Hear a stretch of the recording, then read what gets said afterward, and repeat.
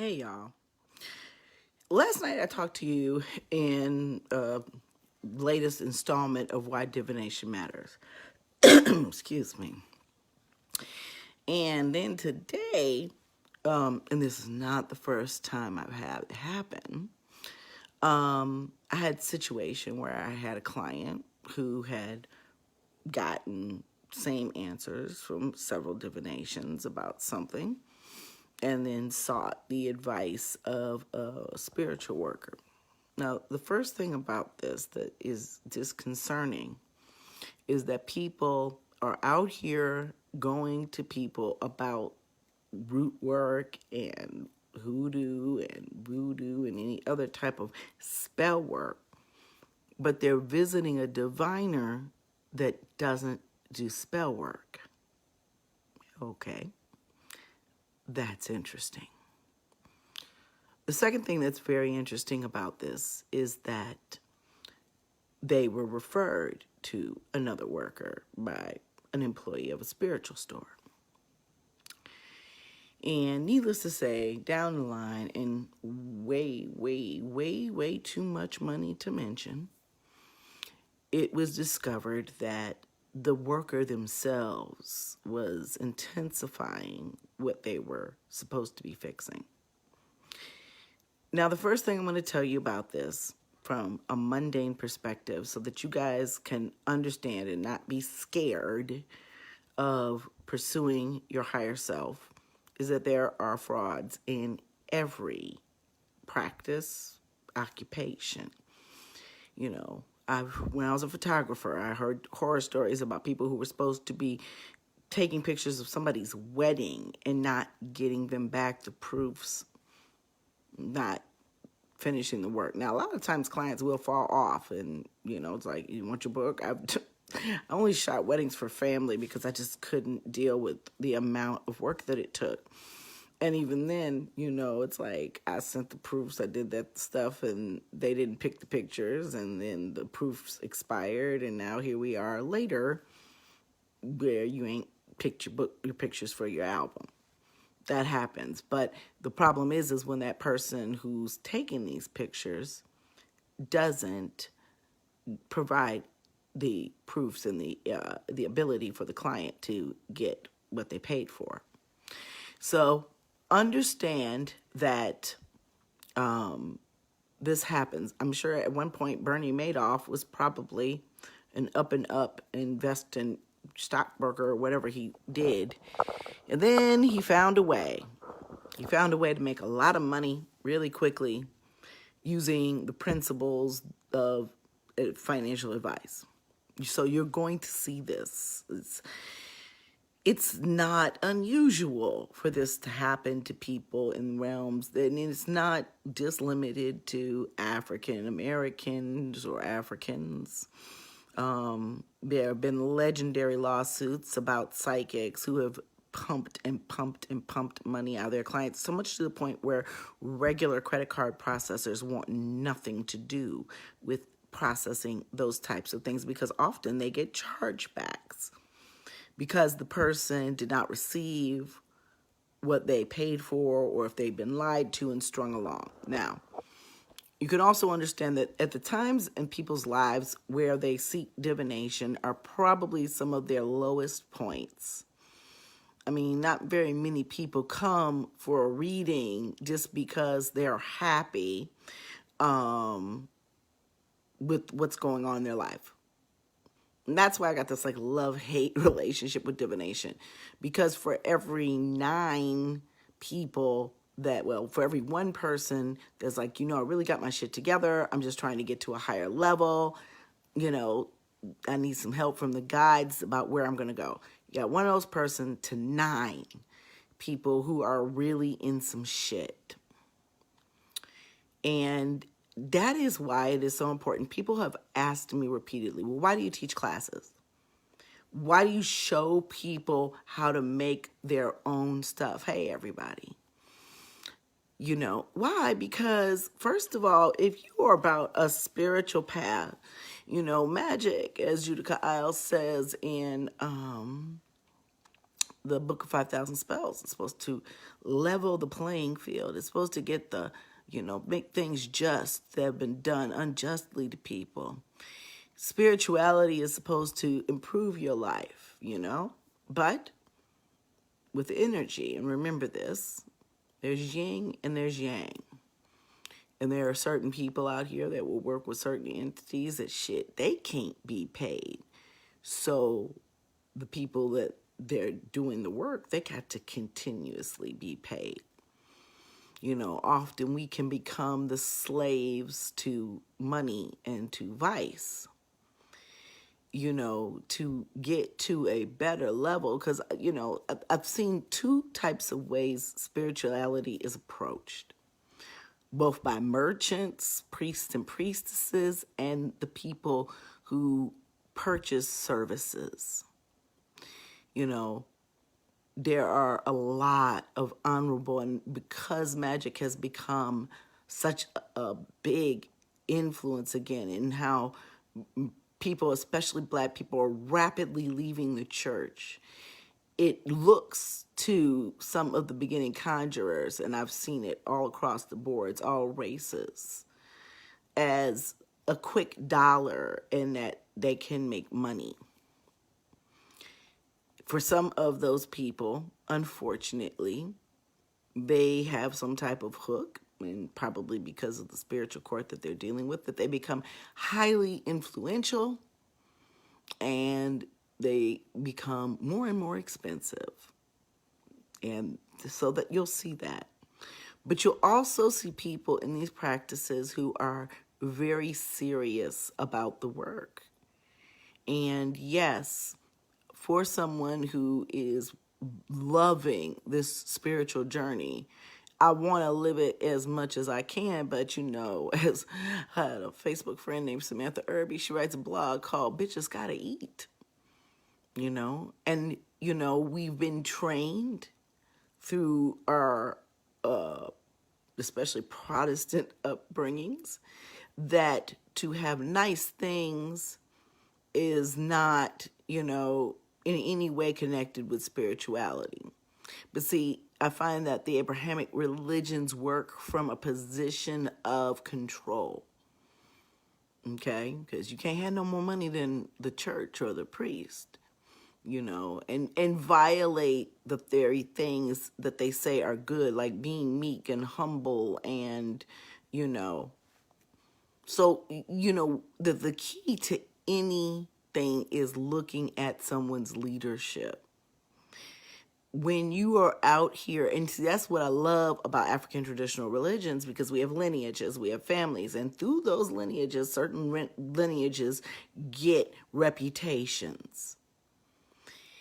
But I'm baffled, I'm bothered, because I think that more often than not, and it's because of just the way things are, we will go to the first website that has what we need, because, when you begin to embark on spiritual journey, spiritual work, wanting to tap into something that is often considered taboo, you often want to take the shortest route.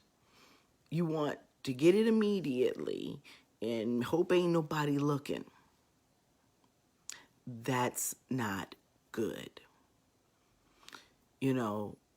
Really, from the perspective of people who are really wanting to do this, like I said, you gotta, people say, well, you can't learn to be a witch from a book. Well, you've all got your own spirits. You've got your own divinity. You have your own intuition. And you have to learn how to tap into that. So when people ask me, well, why do you show people how to do this? It's because, you know what? I would rather have people out here being knowledgeable about what they're doing spiritually, because I believe in it so much. I mean, you got spiritual stores. I have literally walked into a spiritual store and they had cascarilla in the little cups sold as written as goo for dust. Okay, I'm gonna let that sink in for a minute.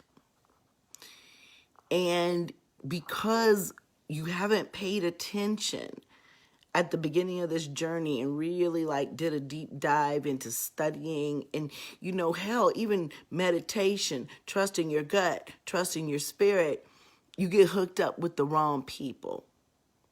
And I think whatever spirits were around me my entire life, where they have always given me the courage and the knowledge and the insight to walk away from spiritual experiences that did not serve me. The minute it went right, and and let's talk about that. People talk about people who are abused and why do they stay? Most often, in any situation where you're taking advantage of, no, that was not that store. I am not going to name the store, but I saw it. Okay. I'm not even going to tell you what state it was in. That's not important. And that's another thing, speaking out against people who are doing these nefarious practices and things like that. Often people become scared. When you have maybe given someone your personal concerns or you have allowed them access to the graves of your ancestors, you are going to feel really, really scared if you find out you've been done wrong. And that's why I teach people, that's not everybody's business. There are very few people, including some of my own family members, that know where my ancestors' graves are. The ones that don't know, usually are the ones that shouldn't know. So, your natal chart, getting that done from 50,011,000 people, I strongly suggest that you guys do one or two things in this walk, because I'm not going to sit up here and tell you that I was never fooled by somebody, but I'm tell you what, I learned how to trust my first mind.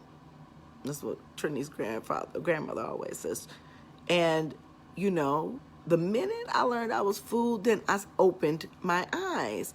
See, part of being, especially if you claim to be an empath, but part of being a really spiritual person and being really grounded is also to be incredibly cognizant of your surroundings. I tell my daughters that all the time. Now that the youngest is learning how to drive, you think I never took her any fucking where. I'm like, you weren't paying attention to where we were going in the car. How many times have I taken you this way? Why are you asking me how to get somewhere when you've been sitting in a passenger seat for so long that you should know? So if you want to dig into a spiritual path, you got to learn how to trust yourself first. And that's why I encourage everyone, at least learn a divination method. Venerate your ancestors. Possibly become more educated and initiate into a path with a lineage that you've checked out, that if through your divination methods, they tell you this is what you're supposed to be doing. I don't make a single major move and many minors in my life without seeking a divination. And then something just came to my mind from spirit that I need to start divining on in the future that I haven't divined on in the past because I didn't think it was, necessary. Spirit's like, it's absolutely necessary.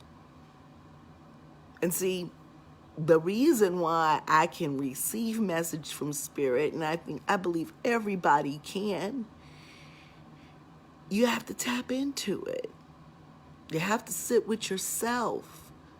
And then people are always talking about you can't read for yourself and your first set of tarot cards has to be a gift. What kind of white nonsense is that?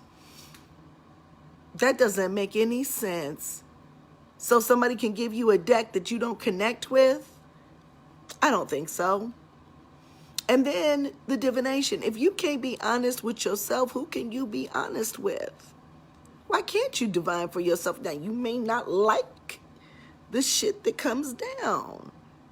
But seriously, y'all out here in these streets, and, like I said last night, I got customers ordering so much stuff. Sometimes I'll be wanting to call them, and I have in the past, and be like, what you doing? Did you use what you bought last week? Yes, what I would love is, for me, so that I can, at some point in my life, do this full time. And I'm 50, so, I got some time left. I would love more people to step into this path of enlightenment and metaphysics, alchemy, witchcraft, spirituality, and whatever religion that may put you in. But you definitely are going to have to research it. You're going to have to meditate on it. You're going to have to divine on it. I just put up a poem by Daisy about these internet babalaos, and these people will get people the first time out, shake their soul, find them in these groups, and they telling too much of their business. And then, it doesn't take a lot of insight for a lot of this shit, y'all. That's the one thing I tell people about divinations, because when we sit down, I'm like, look, I'm not about to play parlor games with you, but I'm going to tell you this. Are you sure that you going to ask me questions that you already know the answers to? Because that's not going to be a good use of your money or my time. What I can do for you is we can be honest with ourselves about the situation. Talk about it before the reading even begins. Not only do I do that, I give them the divination before the cards are ever dealt.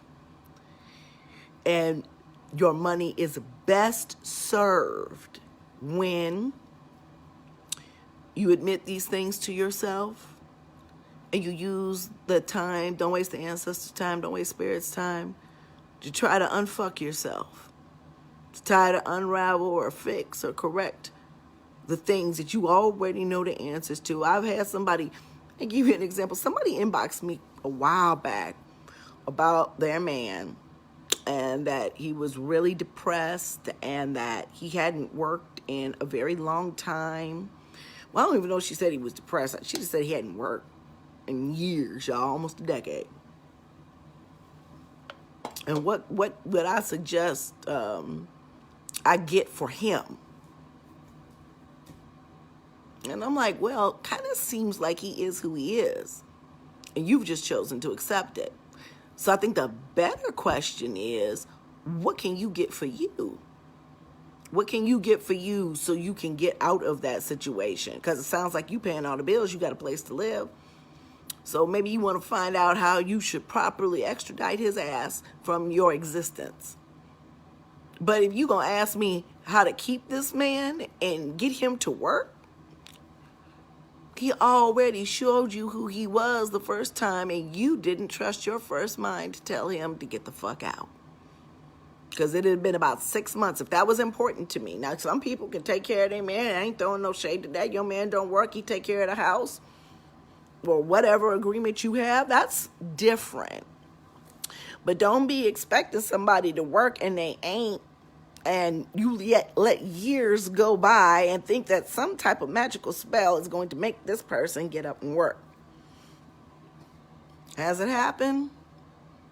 Yeah, I'm sure with the right or wrong spirits, you could get it to work. But at what cost? I mean, you understand that when somebody does something that makes somebody the complete, total opposite of who they are, that has to be some serious ass work with some serious ass spirits. And most people out here, I mean, I'm telling y'all, my children used to be on this tip about, oh, you think you're perfect. I'm like, what the fuck's wrong with you? I fuck something up every day. I make a mistake every day. Every day I go to bed with a list of things that I could have done better, that I didn't get done, that I wish I could do. The thing is I ain't the same fool twice. I try not to repeat the same mistakes I made the day before. I might make new mistakes the next day, but I'm not going to make those same mistakes again. Okay? That's growth. Not being perfect. Okay? But we really, really, really, I see these people getting taken on Cash App, people paying psychics over and over again. I do not let my clients come back to me asking the same questions. I make them wait 3 months. I tell them what they should be doing. And then usually 3 months later, they'll be like, oh, I was going to schedule another reading, but I did what you said to do, and I'm good. I'm like, good. Now, maybe you might want to reading about something else, or maybe you want to read yourself. The problem is, and it's not, it's just like the healthcare system. I keep telling people, healthcare system, they're not designed to bankrupt themselves by making you healthy. They're going to give you just enough to maintain. So you got to keep coming back to them. Okay? So a spiritual doctor, your witch doctor, may possibly do the same. So then people are like, well, then are you saying that I can't ever hire a priest or a priestess to do something for me? And that's not what I'm saying. There are some things, especially when you out here messing around with the wrong people, that certain initiatory knowledge is necessary to fix. But the thing is, why don't you not get into it in the first place? And all of us have vices and things that we do that, we could prevent illnesses and different things like that, and we still do them. But you just have to be honest with yourself and be like, okay, this is the shit I'm doing. This is the hit I'm going to take. So, you have to really, and I don't have easy answers for that, because there have been lots of people in this community that at one time I admired and trusted and looked up to, and now I wouldn't touch them with a 10-foot pole. There are people who, the level of disappointment is not as deep, but I just don't fuck with them. If I spend time with you, it is because you are on the same vibe as me, and not everybody is on the vibe that I'm on. Not everybody thinks that you should be honest in your life, in all aspects of your life, not just in your job as a spiritual worker, in your ordinary career, with your kids, with your life, with your family, with your friends, and it seems to be that today people think that there aren't honest people out here anymore, but I think it's just because the dishonest people are so fucking loud and wrong. So that's the thing that changed, with us as black people under the Trump administration. We got loud, okay? With the, oh, fuck this, in ways that we have never gotten loud before. And I think that we need to, when we run across people that make good things and do good work, that we should tell other people about them, because I don't like seeing people get hurt, taken advantage of, but, a lot of people got to learn the hard way.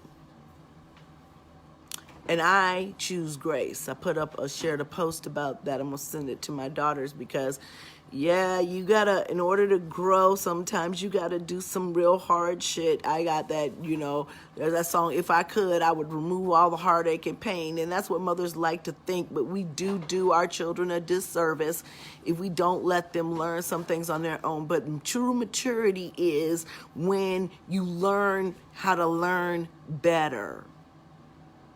When you learn how to learn with grace, with observation, by being cognizant of your surroundings and the people that you are dealing with. And if you are walking this spiritual path, then that means you definitely need to learn how to divine.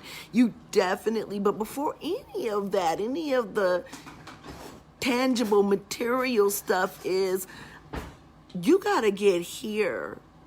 Sometimes when we're dealing with certain things in our life, when my cousin was murdered, it was weeks before I could sit down and divine again.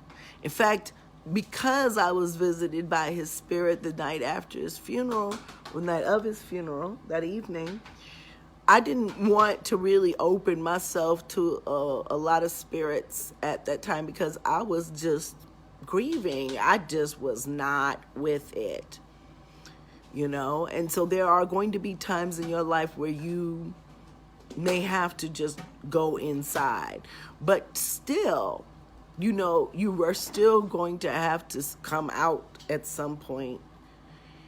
And at some point, you're going to have to learn how to feel and then trust again. Exactly, Monique. You know that feeling.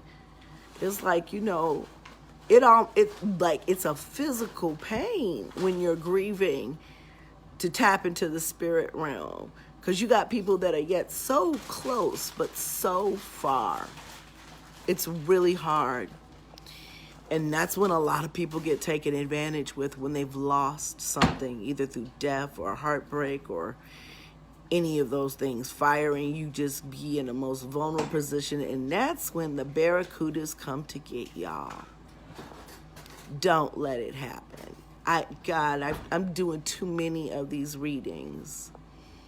I don't know. Like I said, I don't have any easy answers, but if you're a good and honest person and you're spiritual, I told her, I said, you this person I did a reading for, I was like, you're supposed to be doing this work so that we have the opposite of him. You are supposed to be doing this work. You are supposed to be doing this for yourself. There's a difference between the primary care physician and the surgeon. Why let things go so far that now you got to have surgery? So I'm hoping that, understand that this is a walk, y'all. It is a journey. My daughter was like, everything about life involves work. Your relationships, your occupation, all of these different things. And I was like, yeah, it is. And, that's when people hate to hear that. It is what it is. I don't know why this is our existence. But I'd rather, if I'm going to work, I'm going to work at something I love. I'm going to work at something where I'm not taking advantage of people. And I'm going to work at something that I would do for free. See, when you would love somebody for free, not because of anything that they've given you, but the fact that they're giving you something is even better. If that person never had a thing ever to give you materially again, and all they had to give you was love, would you be with them? That's the question you got to answer. If I never ever had another client, customer, or readings, do you think I'm going to stop divining? Do you think I'm going to stop practicing magic? I've watched people put magic down when they weren't financially successful with it. And, in that way, I feel like that's cool, because that person shouldn't have been practicing in the first place. And people don't understand. For real, Ice Cubes? I gotta get my stuff ready. I try to come home at night, y'all. I try not to stay in the store, but you just had to do that right now. So I'm in my kitchen. When it's mom o'clock, you should have been in bed. In any case, I'm gonna get off of here, but I'm astounded, and I don't know why, because like I said, it happens at every occupation. But woo, there's a lot of folks out here in everything that would do you wrong. Your spirit deserves protection. Your heart deserves protection. Your faith deserves protection. Those are unnecessary tests of faith. I went through 2 mambos before I went with the mambo that I chose to lead my spiritual growth. And each time, pretty early on in the process, Spirit was like, that ain't it. But from the minute I met my mambo, Spirit was like, this is it. And you can't be in a rush to grab a hold of this, okay? Because this was a period of years. Walking around feeling like I had no home. I didn't know how I was going to advance. And I didn't know how I was going to go closer to the Lawal without having the right spiritual mentor to lead me. It's uncomfortable. But at least when you do make that decision, you're pretty sound in it. You've divined on it. You've trusted yourself. And you will find yourself in less and less situations where you feel like you have to break away from emotional attachments and spiritual attachments and stuff with people. And so, I mean, I keep trying to think of new ways and new things that I can do to kind of promote this with people, because, yeah, I want to earn a living doing this. but I don't want to lie to you. And I want you to do it, because the best thing about being spiritually knowledgeable is if, in the unfortunate circumstance that you actually really do need to see a real priest or priestess and have some serious work done that may cost you a bit of money, you will know enough about who and what you going to that you can tell if there's some bullshit going on. That knowledge don't cost a dime. You can get books from the internet. You can talk to people, observe people, watch people, read about people, talk about people from their lineages. You know, you can do this, and you can do it to a point where this is going to make you feel like you've made the right decision, and that any money that you've put forth is to your benefit and will bless other people. But if you are scratching and vulnerable and scared in need of answers, you are going to find yourself in situations where you are taken advantage of. And these people will have you scared as fuck because they may be powerful workers. They may just not be doing the work that you need to have done. They might very well be working against you. And so I'm sure I'll come to you another time with somebody else that has been taking advantage. It happens in the church. Look at what happened with Eddie Long. And all those boys scared to tell because then they could lose their spiritual family. They could lose their church home. He might have even had them brainwashed to the point where this was actually God's work, and they'd be scared that they would be struck down by Yahweh himself. That's what happens when you let people in and they work on you. And what I pray for and petition for is protection of every innocent spirit that is seeking to become a better version of themselves. That they actually do find somebody who is legitimate, that will tell them what they need to know and talk about what they don't know. You know, like I said, I'm sitting here reading some of these books that are written by so-called scholars of this work. And I questioned the author about a book I read. I was like, getting a lekes and warriors is not an initiation. Where did you get this information from? In this same book, the scholar was writing about that Azili Danto and Yemaya were the same energies. Danto is a fire spirit and Yemaya is a water spirit. And often Yemaya is used in voodoo to represent La Sirène, a mermaid. How did you pair those two? And people would get out of pocket when you ask them about the validity of their work. And I'm like, well, wait a minute, you're supposed to be a scholar. You're supposed to be researching. You should be questioning, and you should be talking about when somebody has it wrong or somebody has it right. What are we doing here? Just writing a book because it was something that interested you, and you wasn't even an initiate, so you didn't know your ass from a hole in the ground, and you decided to tell everybody about it. So, we have to really, I'll be wanting to I've thrown books against the wall before. I just take them to half price books and take the zero. But, you actually want to burn the shit sometimes because you just don't want it to fall into anybody's hands. But that's why it pays to not just, it pays to do a lot of research. It pays to be incredibly observant and deep tap into your intuition and be honest with yourself about your motivations. And it pays to actually do the work yourself. It is so many things involved. And, for some people, it's not for them. They might just want a couple crystals.